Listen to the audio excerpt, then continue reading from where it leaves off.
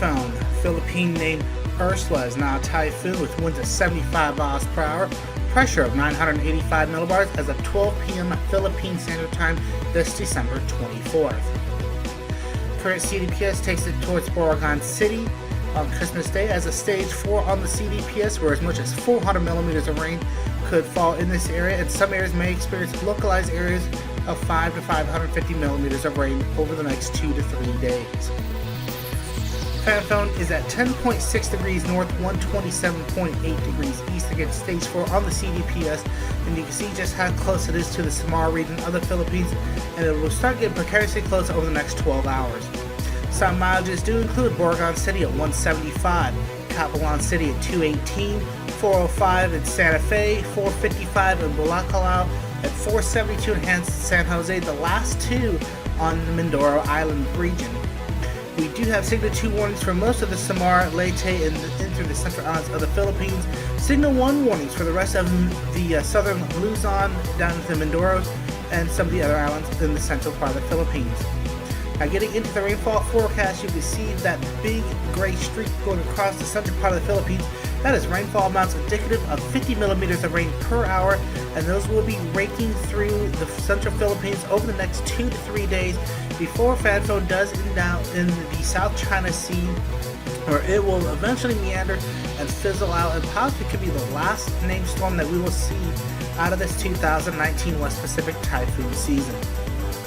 Sea surface temperatures for Phanfone are looking like this: 26 and 27 degrees where it's at. You do see a few 28s in there as it does go through the central part of the Philippines. That may help it keep its intensity, but once it does get on the other side, you do see 25 and 26 degree waters. Now, getting into the actual forecast for Phanfone, it is a typhoon right now.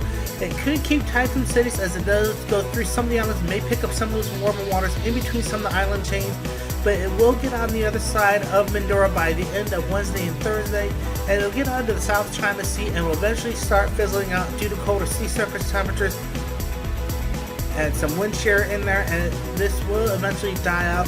And nothing else is forecast to be on the radar the next few days after that, so this could be the last named storm we will see of this typhoon season. Getting into the chance of tropical storm force with Oregon City at 84%, Capelon City at 77%, Santa Fe at 53%, Bulacan at 47%, and San Jose at 40%. Getting into the model, guys, most models are bringing this up to typhoon status, a few of them being a little roguish, thinking it could become a major typhoon over the next 3 to 4 days. By that time, it'll be on the South China Sea, so the confidence for that is not very high, and most of our normal model guides that we would use for the wind shear is not available, as RAM imagery is still not available.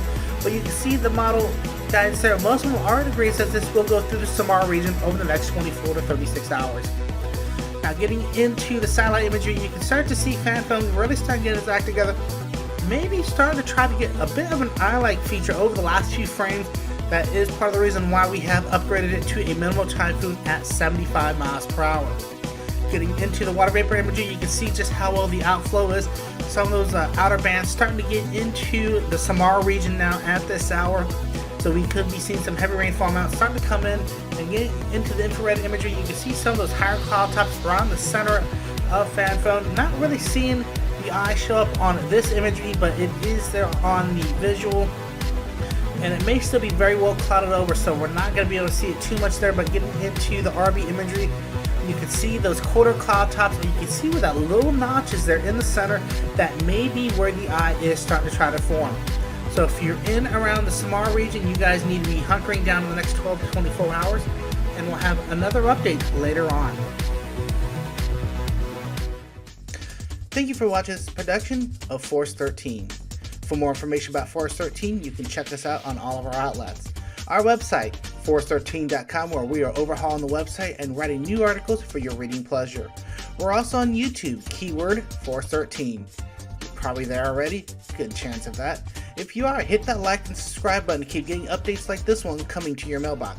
We're also on Facebook, keyword Force13, where we post our updates, and keep an eye out for our live coverage on there as well. And we're on Twitter, keyword Force13. And if you want to rock our colors like Nathan Foy here, you can go to our store available at store.force13.com, or you can contribute to the project directly by way of the Patreon. More information about patronage and the privilege you can get from patronage can be found at patreon.com/Force13, and you can reach out to us on Skype at Force13, or to me directly on Discord at TRIN extension 1375, or you can join our server with our new link at discord.gg/Force13.